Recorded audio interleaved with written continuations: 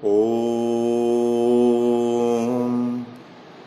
फणिधर फणिनाथो देव देवादिनाथ क्षितिपति क्षितिनाथो वीर बेताल नाथ निधिपति निधिनाथो योगिनी योगनाथ जयति बटुकनाथ सिद्धिदय साधिका नाम जयति भैरवनाथ सिद्धिदय साधिका नाम अति तीक्ष्ण महाकाय कल्पान्त दहनोपमय भैरवाय नमस्तुभ्यं मनुज्ञां दातुं रहसि। नमस्कार दोस्तों, मैं महावीर ओझा अपने इस चैनल के अंदर आप सभी का हार्दिक स्वागत करता हूं, अभिनंदन करता हूं। दोस्तों, आज जिस विषय को लेकर के मैं आपके सामने आया हूं वह है भगवान भैरवनाथ से संबंधित, यानी कि भैरवनाथ क्या है, क्या इनकी महिमा है, उसके विषय के अंदर मैं आप सभी को बताना चाहता हूं। दोस्तों, भैरव क्या है, यानी हमारे शास्त्रों के अंदर कहा गया है भैरव पूर्ण रूपो ही संकरस्य परात्मने मूढ़स्तेव न जानन्ति मोहितो शिव माया, यानी कि भगवान शिव का वास्तविक रूप भगवान भैरवनाथ है। और इसमें कहा गया मूढ़स्तेव न जानन्ति, यानी मूर्ख आदमी ये कुछ भी नहीं जानते हैं, वो भैरव को एक छोटा सा गण समझते हैं, गणों के अंदर ले लेते हैं, क्योंकि मोहिता शिव माया, यह भगवान शिव की माया है। और किस कारण से भगवान भैरवनाथ का, काल भैरव का अवतार हुआ, उनकी उत्पत्ति हुई, उसी विषय के अंदर दोस्तों आज मैं आपके सामने ये विषय लेकर के आया हूं। यानी भैरव, भैरव 3 शब्दों से बना है दोस्तों, भय रै वै, यानी कि भय से भरण, रै से रमस और वै से वमन, यानी कि सृष्टि की रचना करने वाले, यानी पालन करने वाला, रचना करने वाला और श्रृंगार करने वाला, वमन, वैसे वमन करने वाला, यानी तीनों भगवान भैरव के 3 रूप हैं। और ये तीनों चीज यानी कि वो पालन भी करते हैं, श्रृंगार भी करते हैं और रचना भी करते हैं। तो भगवान भैरव भय से रक्षा करने वाले, यानी अपने भक्तों की भय से रक्षा करते हैं भगवान भैरवनाथ। और ये भगवान शिव के 5वें अवतार है। जो भगवान शिव का 5वां अवतार है, भगवान शिव के अनेकों अवतार हुए हैं, उसके अंदर शिव का जो 5वां अवतार है वो काल भैरव के रूप के अंदर है। और इनकी उत्पत्ति, इनका अवतार किस कारण से हुआ दोस्तों, उसी विषय के को लेकर के मैं आज आपके सामने हाजिर हूं। और ये विषय मैं अपने इस चैनल पे अपने दोस्तों के लिए और खास करके भैरव भक्तों के लिए ही ये मैं विषय लेकर के आया हूं, ताकि भैरव संबंधित जानकारी, उनको अनेकों जानकारियां इस मेरे चैनल पर मिल सके। और जो मैंने अपने जीवन के 20 साल के अंदर भगवान भैरवनाथ की भक्ति की है, भैरवनाथ की उपासना की है, और भगवान भैरवनाथ के आशीर्वाद से जो भी मुझे कुछ प्राप्त हुआ है वो भैरव भक्तों को मैं दे सकूं, इसी विषय को लेकर के मैं आपके सामने हाजिर हूं। और आज सबसे पहले विषय भगवान भैरवनाथ का जन्म, काल भैरव, यानी इस सृष्टि के अंदर सबसे पहले जो भैरव का अवतार हुआ हो वो काल भैरव का अवतार हुआ। और वो क्यों हुआ, क्या कारण था, बस यही विषय है। तो दोस्तों, एक बार सभी देवता सुमेरु पर्वत पर बैठे थे, देवताओं की सभा लगी हुई थी, और सभी देवता एक दूसरे से प्रश्न कर रहे थे कि इस ब्रह्मांड के अंदर सबसे बड़ा देव कौन है, सबसे बड़ा देव कौन है। तो ब्रह्मा जी जो सृष्टि की रचना करने वाले थे, उन्होंने कहा इस संसार के अंदर, इस ब्रह्मांड के अंदर सबसे बड़ा देवता तो मैं हूं स्वयं, क्योंकि अगर मैं नहीं होता तो इस सृष्टि की रचना नहीं होती। और इस चराचर जगत के अंदर जो भी जीव जंतु, जो भी प्राणी, जो भी मनुष्य अगर विचरण कर रहे हैं तो वो मेरे कारण कर रहे हैं। अगर मैं नहीं होता तो इस संसार की रचना नहीं होती, इस संसार में ये मनुष्य जीव जंतु विचरण नहीं करते। दोस्तों एक जानकारी मैं आपको देना चाहता हूं। उस समय ब्रह्मा के 5 मुख थे और ये जो भी वाणी निकल रही थी ब्रह्मा के 5वें मुख से निकल रही थी। तो सभी देवता ने भगवान विष्णु से भी प्रश्न किया कि प्रभु आप भी कुछ बताइए, आप भी क्या कहना चाहते हैं। तो भगवान विष्णु ने कहा कि ब्रह्मा जी इस तरह की बातें कर रहे हैं, अगर मैं नहीं होता तो ब्रह्मा जी भी नहीं होते, मैं नहीं होता तो ब्रह्मा जी भी नहीं होते, क्योंकि ब्रह्मा का जन्म तो मेरे नाभि कमल के द्वारा हुआ है। तो ब्रह्मा जी की उत्पत्ति ही मेरे कारण हुई है।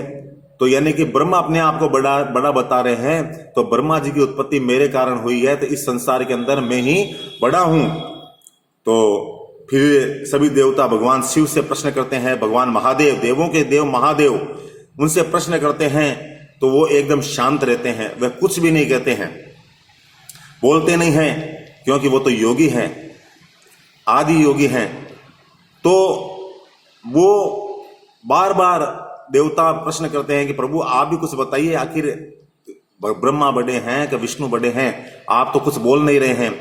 इतने में ही भगवान शिव के शंकर के शरीर से एक पुंज, ज्योति पुंज प्रकट होता है, एक ज्वाला रूपी एक काया प्रकट होती है, काली कलर की काया होती है दोस्तों, और विशाल काय रूप अपना धारण कर लेती है। और देखते ही देखते वह काया जो अपने बाएं हाथ की चिट्टी उंगली से, बाएं हाथ की चिट्टी उंगली से ब्रह्मा जी का जो 5वां मुख था, उस मुख को, उस गर्दन को काट देती है। सभी देवता स्तंभित रह जाते हैं, देखने लग जाते हैं कि आखिर ये क्या हुआ, अचानक ये कौन है जो भगवान शिव के शरीर से प्रकट हुआ है।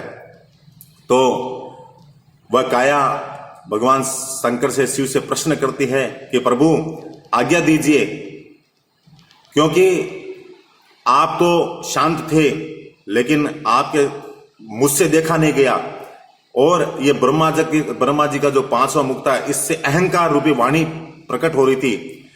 और जब सृष्टि का रचयिता वही अहंकार करने लग जाए तो बाकी मनुष्य तो क्या करेंगे। इसलिए प्रभु मैंने ये ब्रह्मा का 5वां सिर गर्दन से काट दिया। तो आप अब मुझे अपना स्थान बताइए और मेरा नाम दीजिए।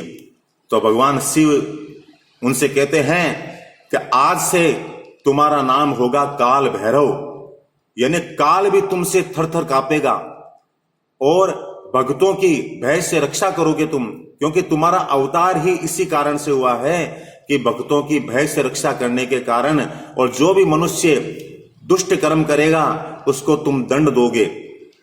और काल भैरव तुम्हारा नाम होगा, और तुम्हारी जो नगरी है काशी, मृत्यु लोक के अंदर जो मेरी काशी नगरी है वह तुम्हारी नगरी होगी, और तुम काशी के कुतवाल कहोगे। लेकिन तुमने ब्रह्मा का 5वां सिर काटा है तो तुम्हारे पर ब्रह्म हत्या लग गई है।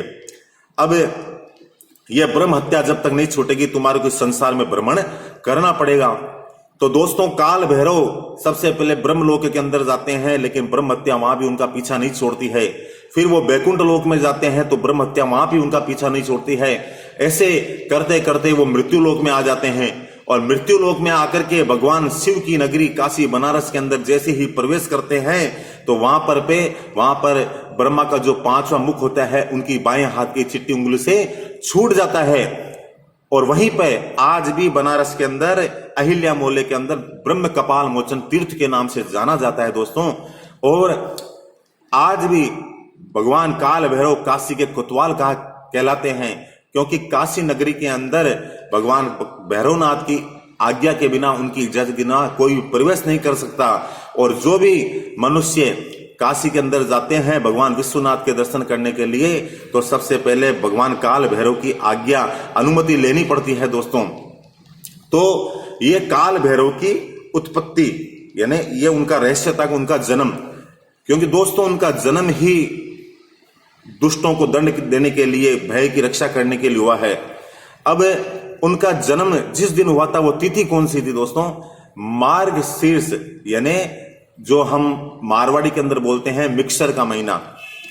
दीपावली के बाद में जो महीना आता है कार्तिक के बाद में, मार्गशीर्ष महीने कि कृष्ण पक्ष की अष्टमी को भगवान काल भैरव का जन्म हुआ था। और उस दिन दोस्तों मंगलवार था। तो आज भी काशी के अंदर मंगलवार को बहुत शुभ माना जाता है। उस दिन भगवान भैरवनाथ की पूजा की जाती है।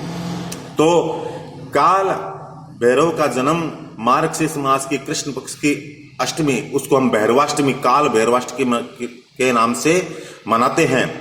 और वैसे भगवान भैरवनाथ का जो भी वार है, रविवार भगवान भैरवनाथ का वार है। वारों के अंदर अगर देखें तो वार रविवार है। और तिथि के अंदर देखें तो चतुर्दशी तिथि, यानी कि चतुर्दशी और कृष्ण पक्ष की अष्टमी तिथि, उसको हम हर महीने की कृष्ण पक्ष की अष्टमी तिथि जो होती है वो भैरवाष्टमी के नाम से ही होती है।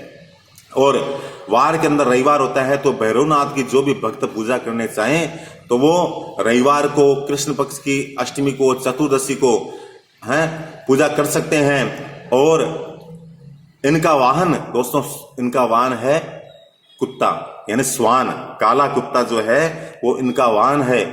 तो जो भी भगवान भैरवनाथ की पूजा अर्चना करें वो काले कुत्ते को रोटी बिस्कुट जरूर दें। तो ये मैंने आज आपको काल भैरव के जन्म से संबंधित जो भी बातें बताई। अगली बार जो मैं विषय लूंगा दोस्तों वो बटुक भैरव का जन्म, बटुक भैरव की उत्पत्ति क्यों हुई, उसके बारे में लूंगा।